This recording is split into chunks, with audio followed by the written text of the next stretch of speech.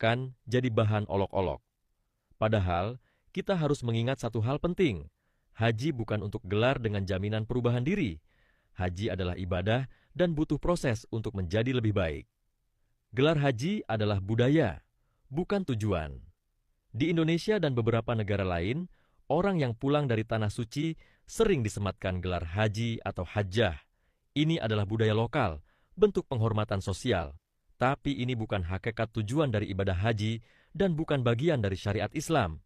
Rasulullah, para sahabat, para tabi'in, mereka tidak pernah menyebut dirinya Pak Haji atau Bu Hajjah. Gelar sejati dari haji adalah hamba yang kembali kepada Allah, kembali kepada fitrah, kembali dengan jiwa yang lebih bersih dan hati yang lebih tunduk dan amal yang lebih baik. Maka kalau kita masih merasa bangga hanya karena punya gelar haji, kita harus hati-hati.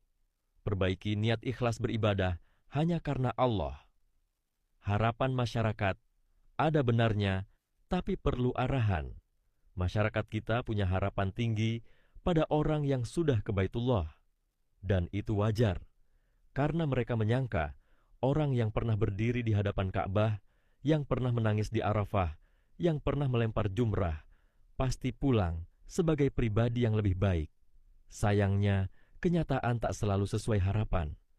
Ada yang pulang haji, tapi tetap dengan gaya hidup lama, tetap dengan lidah yang pedas, hati yang keras, dan sikap yang tak berubah. Maka, muncullah cibiran, sudah haji kok begitu. Apa yang seharusnya dilakukan? 1. Luruskan kembali niat dan tujuan haji. Jika niat awal kita berhaji adalah untuk gelar, pengakuan sosial, atau sekadar gengsi, maka kita mungkin hanya mendapat gelar, bukan pahala. Tapi jika niat kita adalah taubat, perubahan, dan kerinduan kepada Allah, maka haji akan menjadi titik balik kehidupan. 2. Jangan bangga pada gelar, fokuslah pada perubahan. Tak penting berapa kali kita ke Mekah, yang penting, apa yang berubah dalam diri setelahnya. Tak perlu panggilan Pak Haji. Fokus dan raih perubahan hidup. 3.